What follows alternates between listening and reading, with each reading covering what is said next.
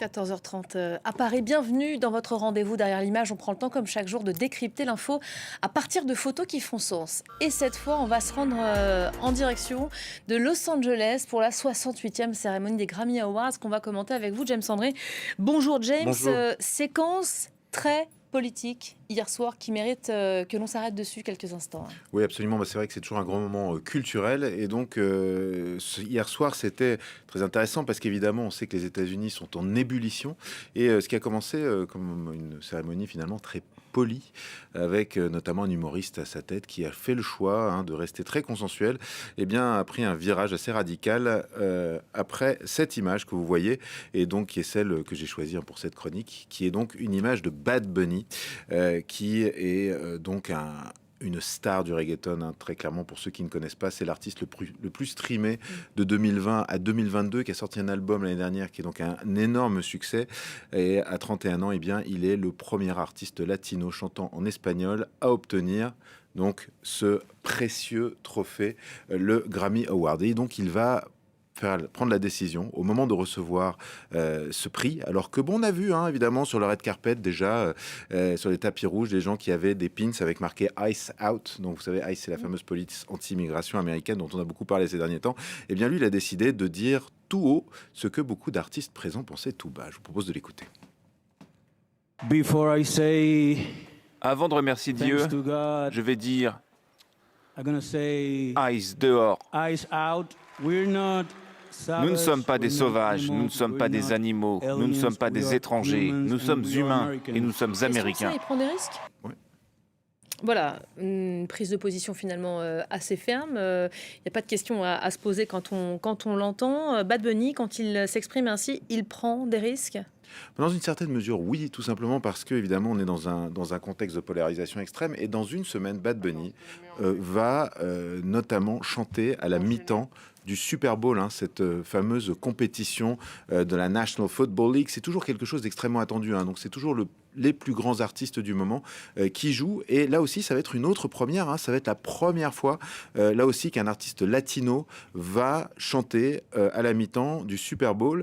Et cela, évidemment, n'a pas manqué de faire réagir. Alors évidemment, il y a cette prise de parole d'hier, mais d'une manière générale, déjà, l'administration Trump, en général, et les MAGA, là aussi, le mouvement ont tout à fait condamné cette décision donc de la National Football League de choisir Bad Bunny. C'est-à-dire qu'évidemment, il n'est pas du tout neutre. Ce faisant, quelque part, ce choix montre en fait l'opposition de cette ligue de football aux politiques sur l'immigration de Donald Trump. Aussi, l'objectif, alors c'est ce que dit la direction de la NFL et son service marketing, l'objectif est d'ouvrir la base des fans du football américain, d'élargir le public, de le rendre plus international.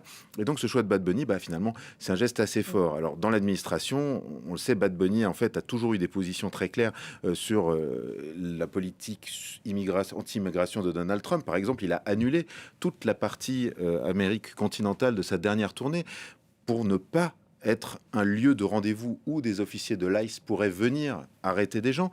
Alors, lui-même ne risque rien. Techniquement, il est un citoyen des États-Unis d'Amérique. Suivi par les latino-américains. Il est extrêmement suivi par les latino-américains. Et donc, c'est un geste fort, donc condamné en des termes forts aussi. Donc, Donald Trump trouve que c'est un très mauvais choix. Il l'a dit. Il pense que c'est une manière de pousser la haine. Christine Noem, qui est donc la responsable de la sécurité nationale, a dit que ICE, entre guillemets, serait all over the Super Bowl, c'est-à-dire serait présent en masse pour potentiellement arrêter du monde.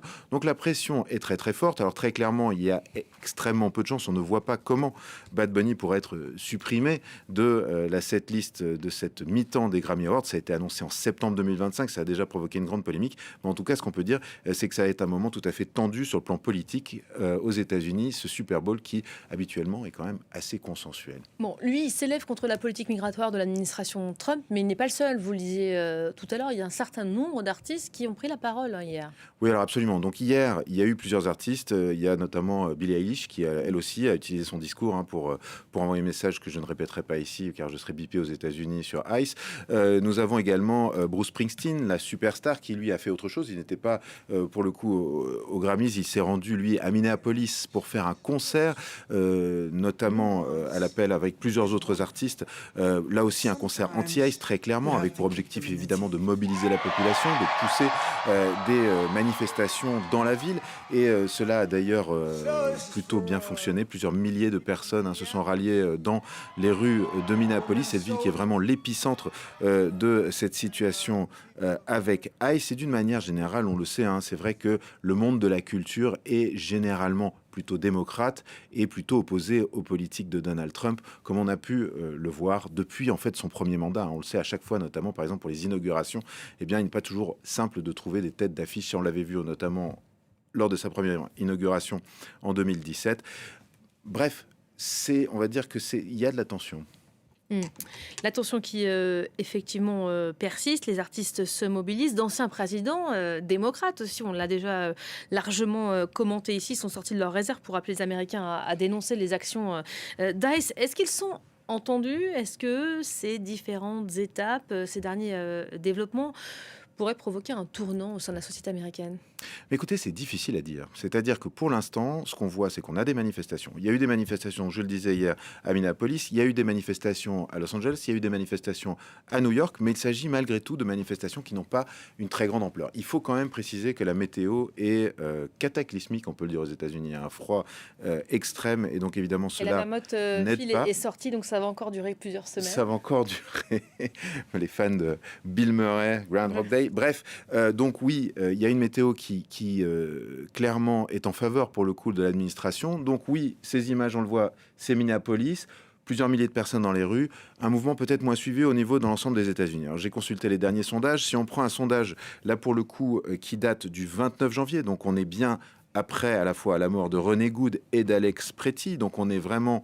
Le 29 janvier, c'était il y a 3 jours, donc on est tout à fait dans le point de tension maximale. Eh bien, on a encore 39% des Américains qui approuvent la politique sur l'immigration de Donald Trump. Il a perdu 2 points depuis le sondage précédent du 26, où c'était 39%. À titre de comparaison quand même, Joe Biden, en moyenne sur l'ensemble de son mandat, était à entre 30 et 35%. Donc la grande question, c'est: est-ce qu'il y a réellement un mouvement? C'est vrai que si on prend les médias américains, tout cela est extrêmement commenté, tout le monde en parle, il y a beaucoup d'intellectuels qui sortent du bois pour condamner ce qui se passe avec ICE. Il y a quand même 58% des Américains, donc toujours dans cette étude du 29 janvier, qui considèrent que ICE va trop loin et que c'est trop violent. Pour autant, est-ce que ça veut dire qu'on condamne complètement l'administration Trump?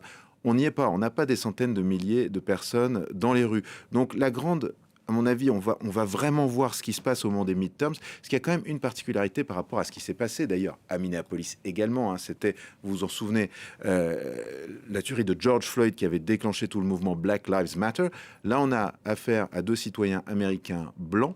C'est donc finalement la majorité. On n'a pas une minorité qui se mobilise pour manifester. On a une majorité finalement, entre guillemets, silencieuse. Et on va probablement voir comment toute cette séquence a été perçue. Elle est sans doute mauvaise, mais la question est-ce que les gens soutiennent plus la politique sur l'immigration de Donald Trump qu'il avait annoncé lors de sa campagne? Il avait promis d'expulser 10 millions de personnes. Ou est-ce qu'au contraire, ce qui est en train de se passer est en train de faire changer d'avis l'Amérique? Et ça, eh bien, on va le voir notamment aux midterms.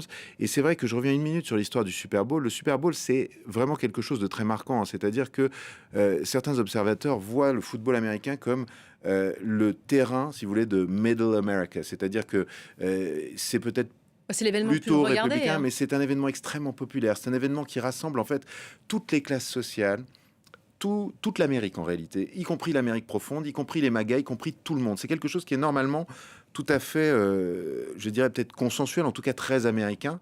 Et c'est vrai que ce choix de Bad Bunny est très symbolique. Est-ce que cela représente un changement dans les opinions publiques et un changement du Middle America, comme on l'appelle, ou est-ce que c'est simplement un symptôme, mais qu'en réalité, il n'y a pas de changement de fond. C'est-à-dire que pour avoir couvert les États-Unis pendant maintenant près de près de 15 ans ou 20 ans presque pour France 24, j'ai vu des manifestations de centaines de milliers de personnes dans les rues à Washington. On ne les a toujours pas. On n'est toujours pas, on n'arrive toujours pas à ces chiffres. Le Super Bowl, c'est aussi une manifestation sportive. On a assisté à quelques mobilisations de sportifs, des basketteurs seulement pour le moment. Il faut voir aussi si là aussi la mayonnaise prend ou pas, parce que pour en revenir à nos Grammy Awards, finalement les milieux culturels, ils ont pris pour habitude de cibler Donald Trump depuis qu'il s'est lancé en politique. Ça, c'est pas nouveau. Alors non, ça, ce n'est pas nouveau. J'évoquais tout à l'heure les difficultés parfois à booker des stars pour les inaugurations de Donald Trump.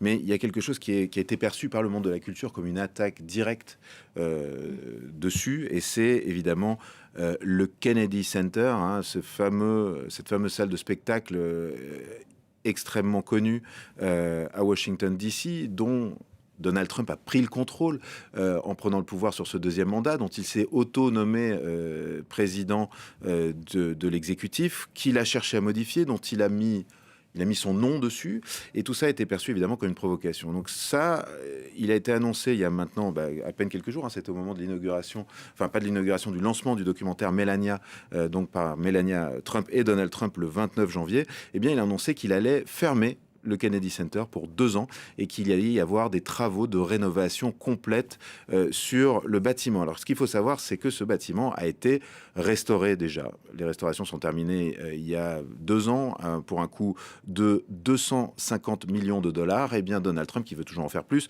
veut faire 257 millions de dollars de travaux. Alors, ces critiques, eux, avancent que cela est fait tout simplement pour masquer la catastrophe qui est en train de se passer au Kennedy Center. C'est-à-dire que, il y a plusieurs artistes de renom qui ont décidé de renoncer à des dates au Kennedy Center. Le public aussi s'est effondré. Notamment, on peut parler du National Philharmonic Orchestra, qui est donc l'orchestre rattaché au Kennedy Center, qui faisait qu'à salle comble, il y a une chute de la fréquentation de 50% de ces spectacles, et donc une sorte de mouvement de boycott à la fois du public et des artistes qui fait que le Kennedy Center est aujourd'hui en perte de vitesse. Donc certains dénoncent une stratégie finalement pour enlever le centre de la table au moment où il est dans une situation complexe à cause de Donald Trump, mais en tout cas, il fermera le 4 juin pour 2 ans. Voilà, ça sera une étape aussi importante. Il y a aussi des artistes qui sont ouvertement pro-Trump et le casting peut parfois être assez surprenant, James. Oui, alors tout à fait. Donc, je pense notamment à Nicki Minaj qui récemment a fait savoir qu'elle était, je cite, la fan numéro 1 de Donald Trump. Elle a fait ça notamment d'ailleurs à la Maison-Blanche et elle a obtenu une Trump Gold Card. Il s'agit d'une carte permettant de faciliter l'immigration des personnes riches. Elle s'affiche volontiers aux côtés de Donald Trump, comme on peut le voir, et elle, juste de sa popularité. Alors notamment, elle fait partie aussi d'un programme qui s'appelle les Trump Accounts. Il s'agit d'un programme qui fait que 1000 dollars sont placés sur un compte d'investissement pour les jeunes. Donc elle participe à ça elle-même. Donc c'est un pivot complet pour cette artiste qui était plutôt anti-Trump par le passé, qui finalement dit qu'elle se voit alignée sur les valeurs, qu'elle aussi est victime de harcèlement et donc qui se considère finalement comme une sorte de...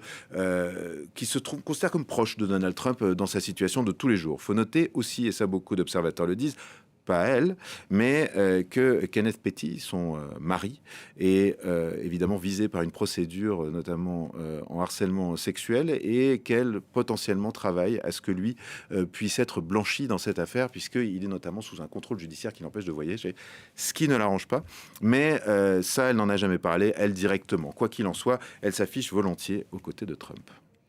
Merci beaucoup, James André. Merci pour ce décryptage. Donc après cette séquence des Grammy Awards hier soir à Los Angeles, évidemment, vous restez à nos côtés. Paris Direct n'est pas encore terminé. On poursuit tout de suite avec le grand format du jour. C'est l'heure du focus. Regardez.